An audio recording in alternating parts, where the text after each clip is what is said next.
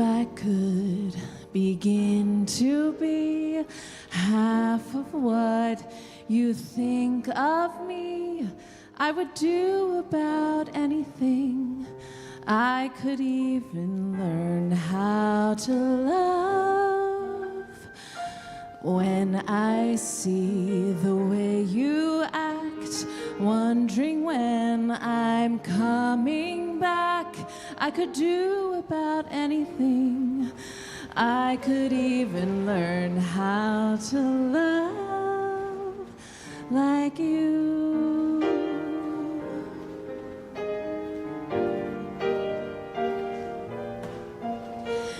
When I see the way you look, shaken by how long it took, I could do about anything.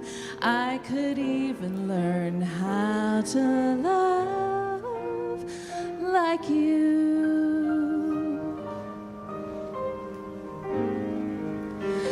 Love like you.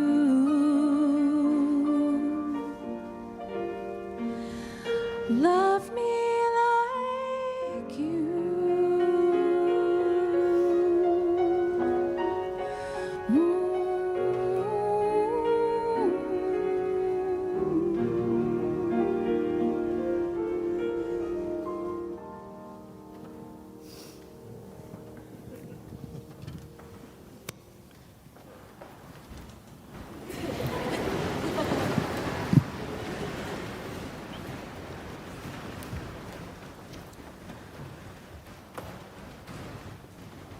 Welcome, everyone, to the celebration of the marriage of Sean Hastings and Elena Karpoff.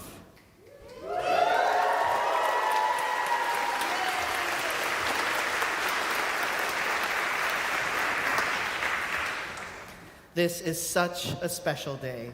It is not every day that we're able to witness the union of two lives and watch as two people become greater than the sum of their parts. And we're also honored to welcome today the parents of those two individuals, Elena's parents, Fred and Rebecca Karpoff, and Sean's parents, Forrest and Marianne Hastings. It means so much that you're here and that you brought Sean and Elena here. Briefly, before we begin, I just want to be sure that everybody's comfortable. Should you need a restroom, you can go down the spiral staircase in the back and follow the signs.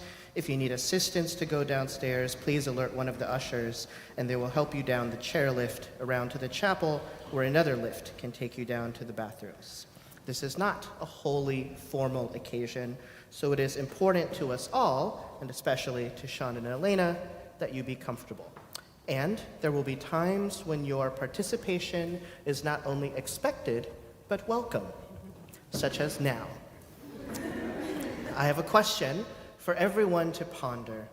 What do you think love and community have to do with each other?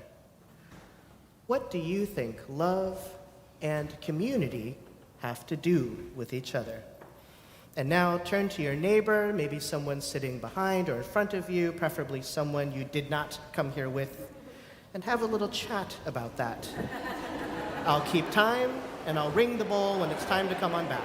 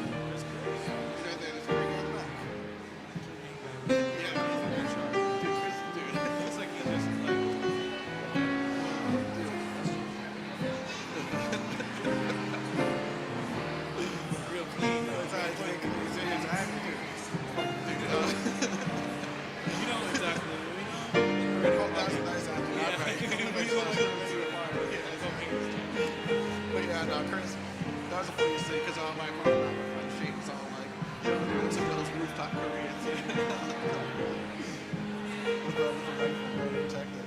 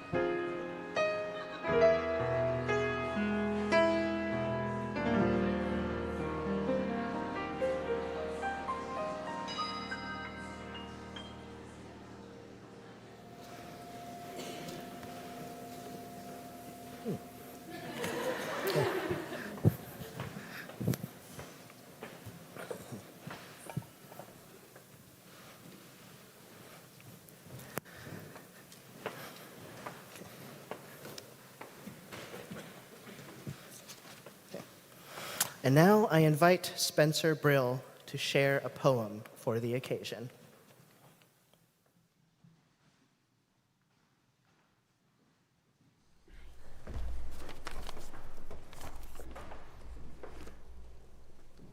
If true love waits, we will wait with bated breath.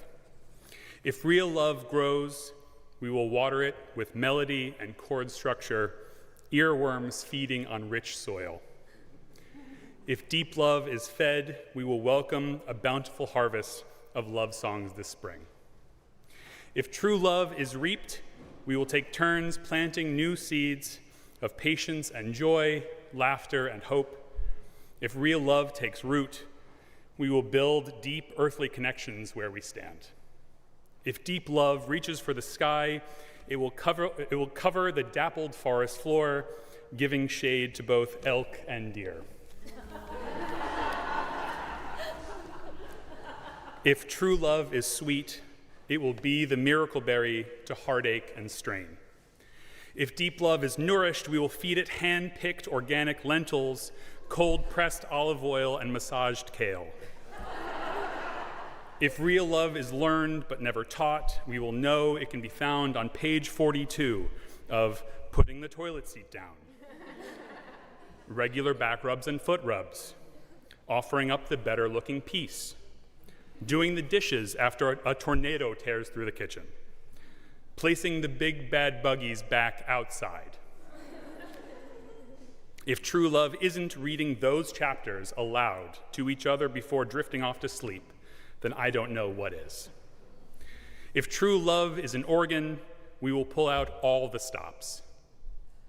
Rather, if true love is an organ, we will feel it beating in our throats, beating faster when we kiss. If real love is an old building, the scaffolding may hide its inner beauty. If deep love is a sanctuary, we will wash the stained glass and polish the angel mosaic. If true love is a feast, our cups and our plates will runneth over. If real love is hidden between bites, we will savor our meals. We will take this moment, and look around at the faces of love. If deep love is shared, we will have enough to go around. Thank you. Thanks.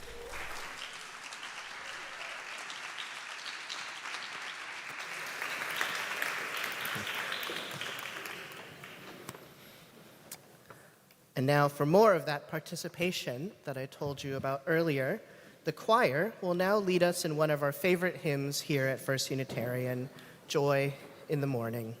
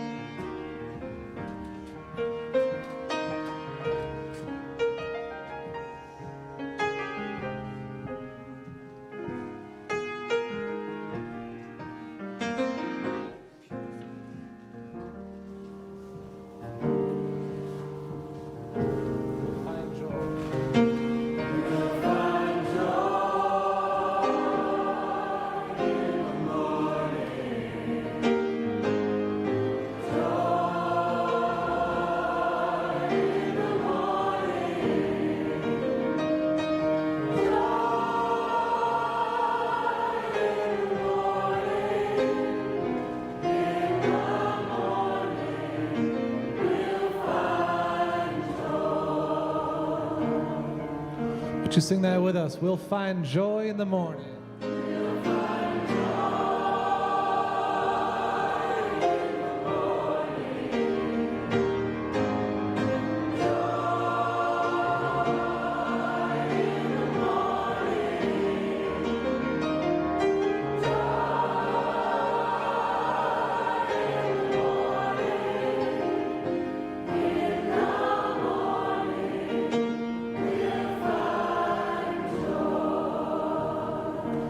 We find hope in our children.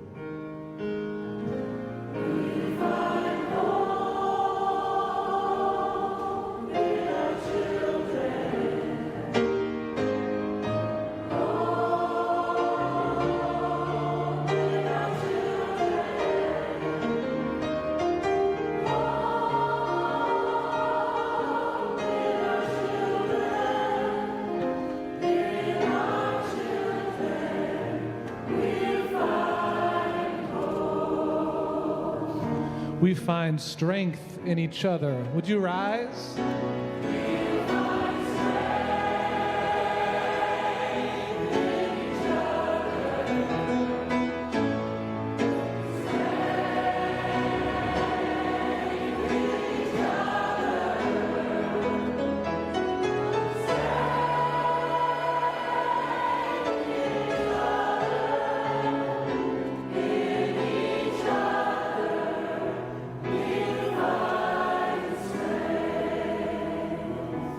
There is love all around us.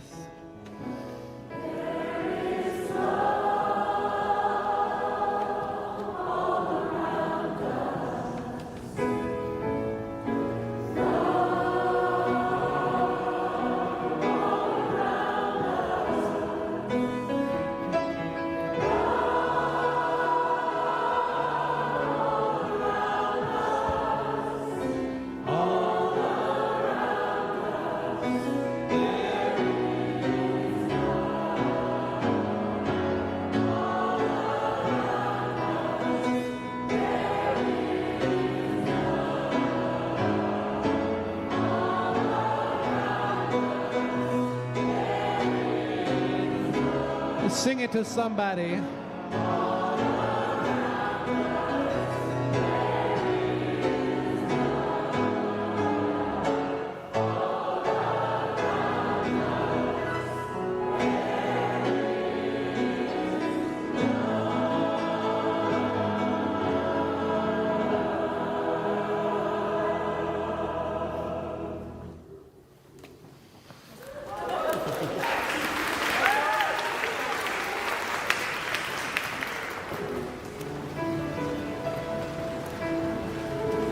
And now Charlotte Hugenboom will tell a story about the couple.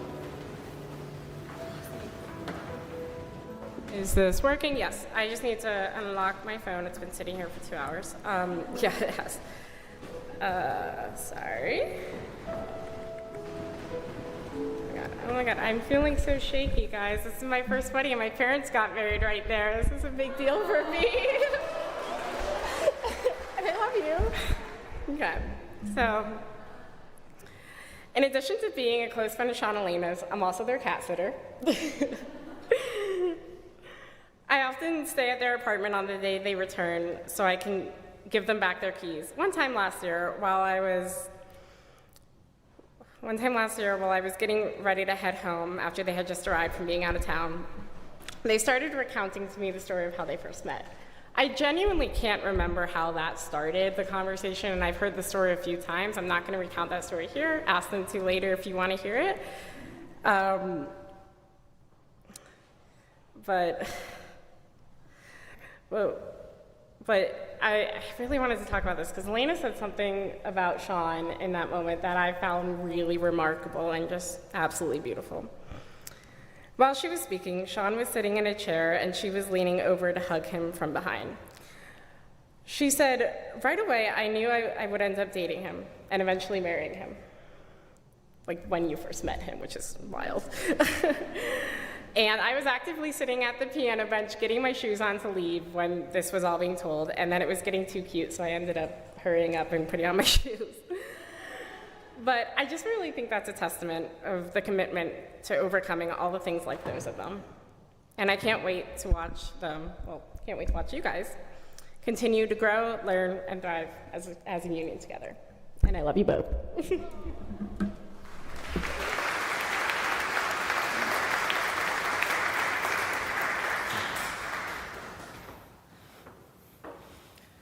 So a little peek behind the curtain here that when I write these little speeches, homilies about the couple, whatever you want to call it, I often start by sending the couple a questionnaire beforehand and suggest that they fill it out separately so that in the event that when I read them both, I see if there's any sweet little surprises that I can sneak in there that the other person might not have known about.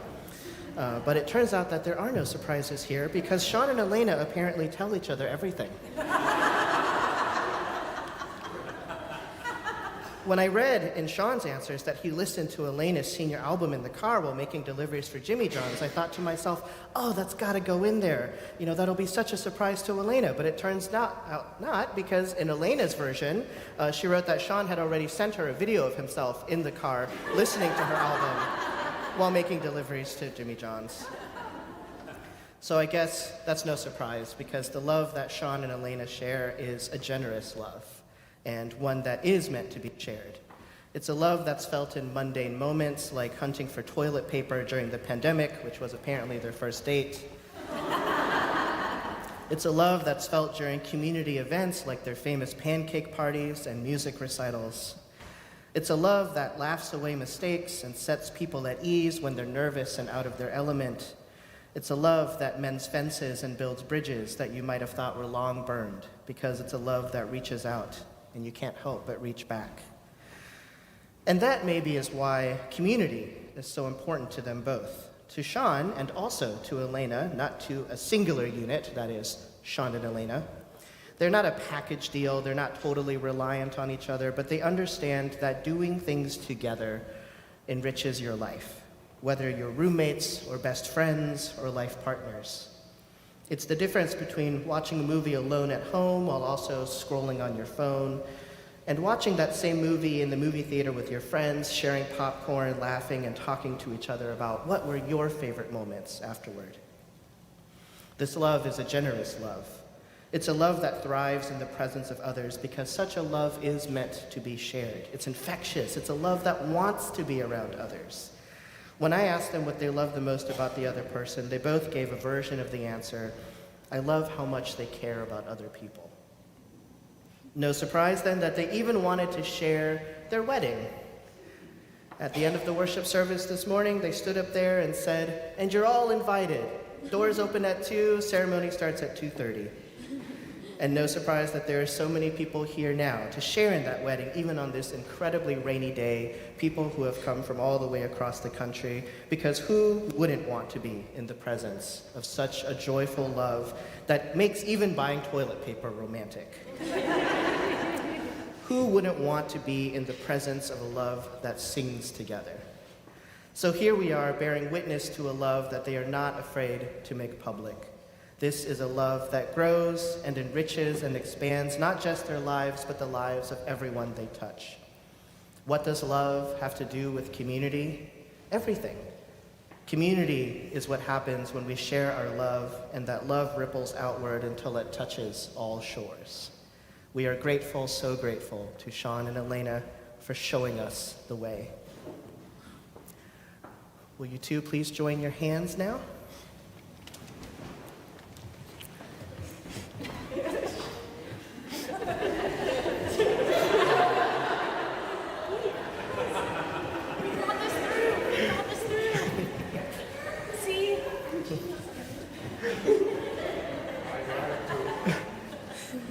It's like we're at home.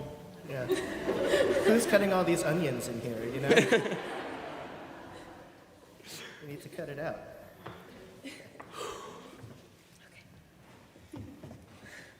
And now, Sean, do you take Elena to be your lawfully wedded partner, your best friend, and love for life? I do. And Elena, do you take Sean to be your lawfully wedded partner, your best friend, and love for life? I do. You have both consented to this marriage. I understand that you have both written your own vows. So, Sean, will you please share your vows with Elena?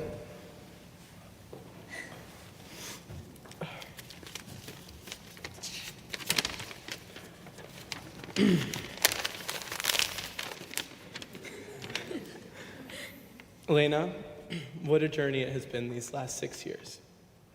We have weathered many storms together, some figurative, some literal. Moving from Albany to Jersey City, making the leap to Brooklyn, navigating job uncertainty, and facing daily challenges, we have continued to venture forward with enthusiasm, ambition, and wonder. We have built a life together that I've always dreamed of building. One where the little moments each day are filled with profound joy and comfort. Waking up at 5 a.m. to drink our coffee before work while Sheena sits on my lap. Biking across Brooklyn, often to this very building. Meeting at the gym after work. Sitting together in the pews here at church. Watching anime with popsicles. And playing chess at every single party we attend.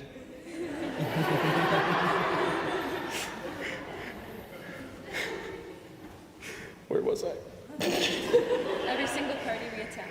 These moments speak volumes of our bond. I know that our marriage is built on solid ground because I know what we have accomplished together. As housemates, we have created a welcoming home. As musicians, we have developed a synchronicity and have made art that brings me great pride. As romantic partners, we have built a mutual love that is patient, understanding, and kind. As we re-begin our lives together, I vow to continue nurturing this foundation. I promise never to turn a blind eye to your silences. I promise to hold you when you're overwhelmed, whether I understand why or not. I vow to hold your feelings, validate your concerns, fears, and anxieties. I vow to help you escape from and cope with them, to remind you of your worth, to walk with you away from difficult spaces, to provide a listening ear and a loving voice if asked for.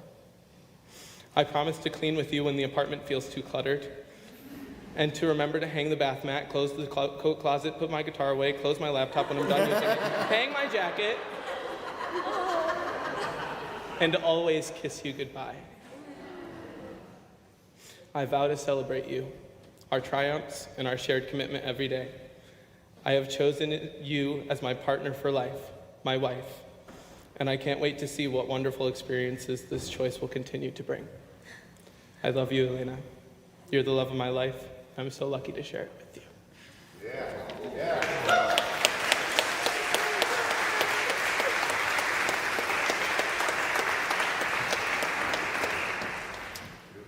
And now, Elena, will you please share your vows with Sean? Okay.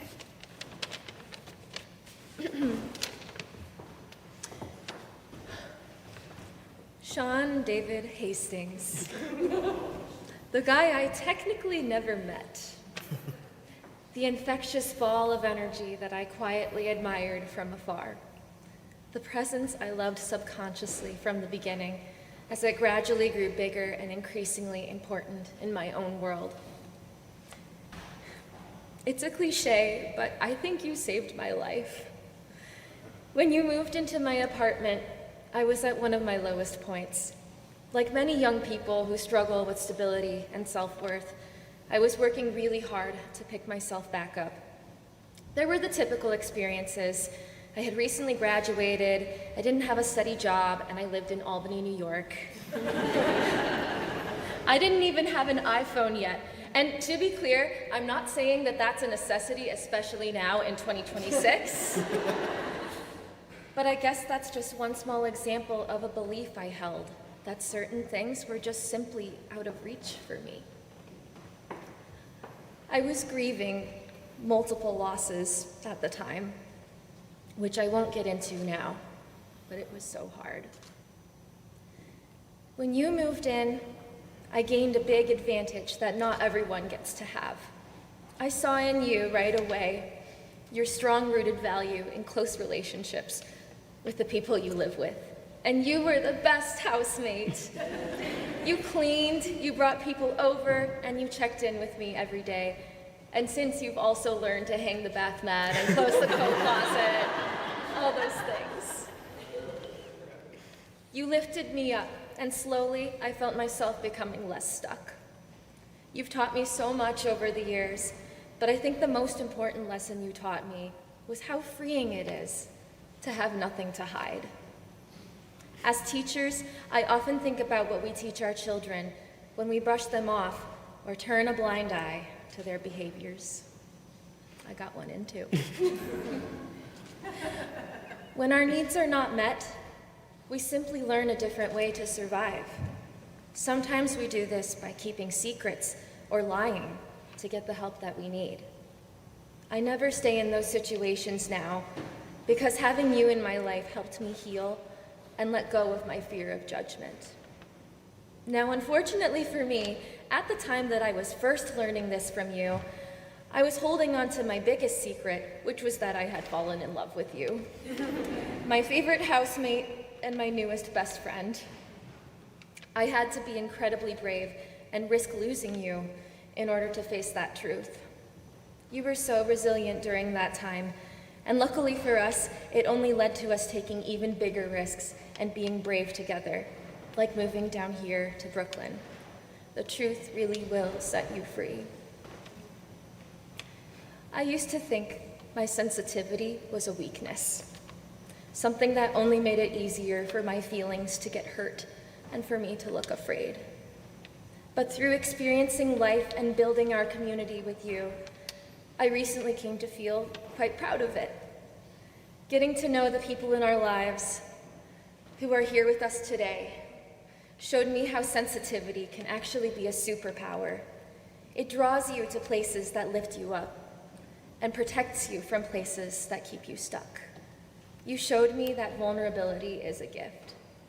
When we allow ourselves to be seen honestly, we give others permission to do the same.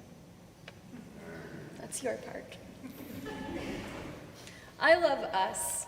I love that it's normal for each of us to ride our bikes between 8 and 20 miles a day. I love that when we're leaving the house, I never say, "Sean, did you grab your wallet and keys?" But rather, "Sean, did you grab the playing cards and the chessboard?" I love the way we take care of Sheena together. I love our ability to find fun in everything we do together, even when the experience we're having is maybe a little uncomfortable or just not inherently fun. But more importantly, Sean, I love you. I'm so grateful that among many others here, you also chose me to be a person in your life that you lift up. I am so grateful for this life I have that is 50 times easier than it would be because you helped me build it.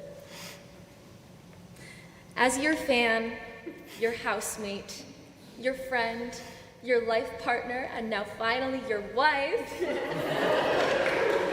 I vow to continue cheering you on with the same growing admiration I did when I gave you that standing ovation that very day back in college, when I didn't really know you yet. I knew your name, but Again, it's our little joke that we never met. I promise that I will continue taking care of myself so that I can take care of you. I understand that what we have is extremely precious and rare, and I promise never to take that for granted. You are the love of my life, and I can't wait to continue our adventures together.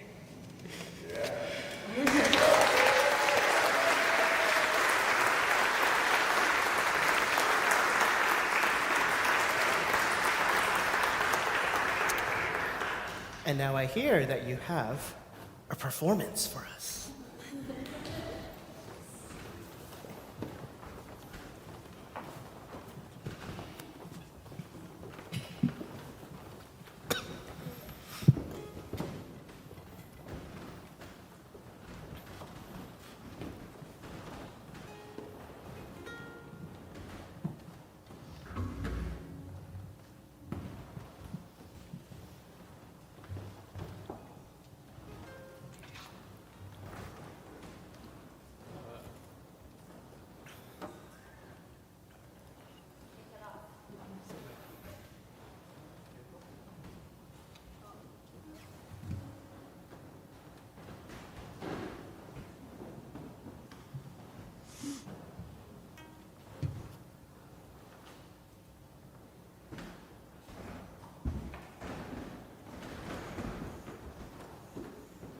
It just gave me time to put on my finger picks. It's okay.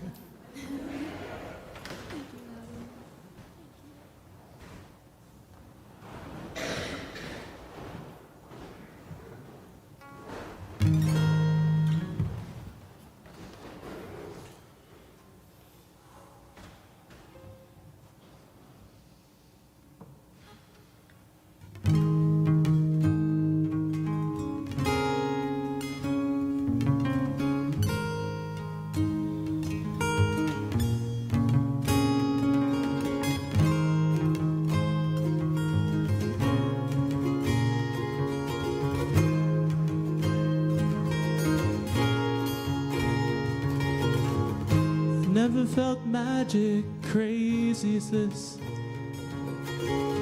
I never saw moons and knew the meaning of the sea. I never held emotion in the palm of my hand. I felt sweet breezes in the top of the tree, but now you're here, right in my northern sky.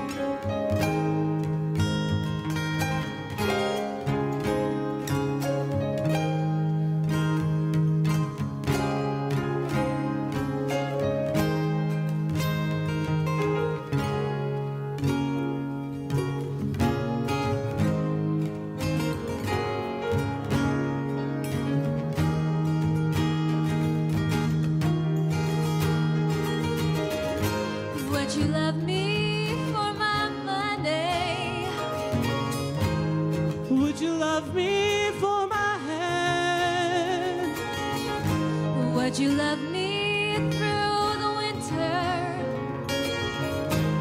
Would you love me till I'm dead?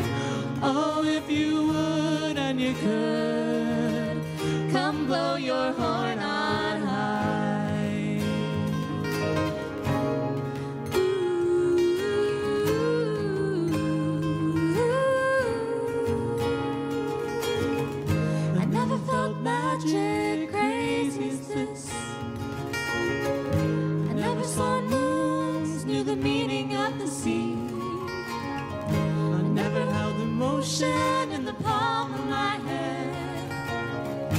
Felt sweet breezes in the top of the trees, but now you're here, bright in my northern sky.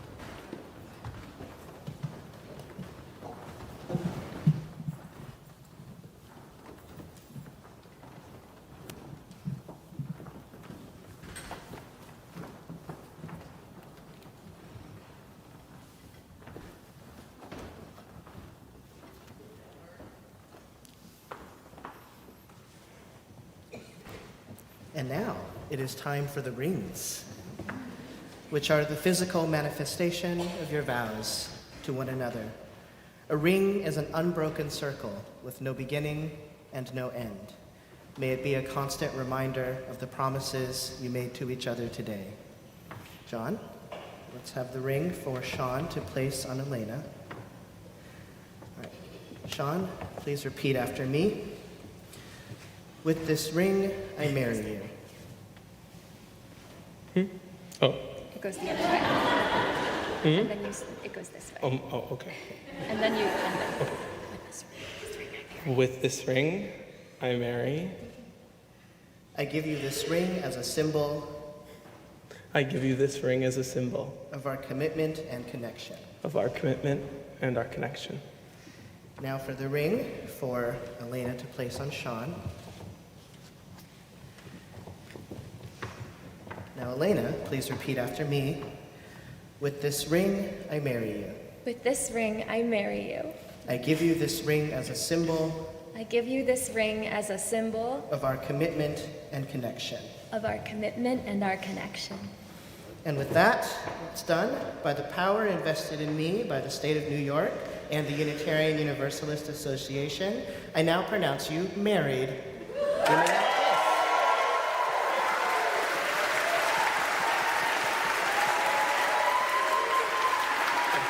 You may now kiss.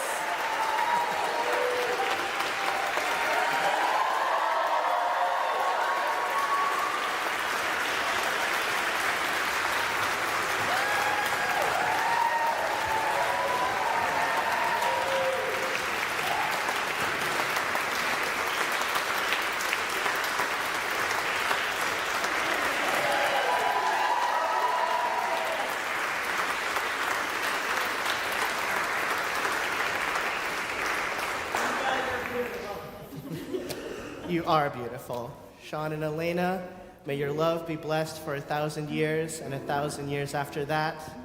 May you always be each other's greatest fans. And thank you so much for being here, allowing us all to be a part of this. It has been the greatest honor of my life.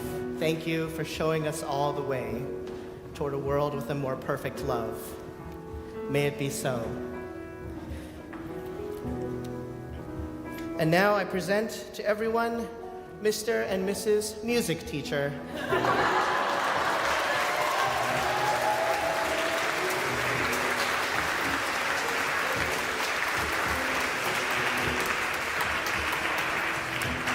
Thank you so much for being here, everyone. Please allow the wedding party to recess out first. They will greet everyone in the vestibule by the sanctuary doors.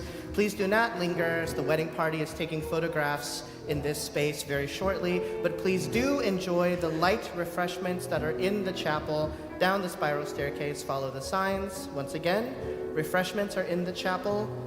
The wedding party will be in the vestibule. Thank you again for being here.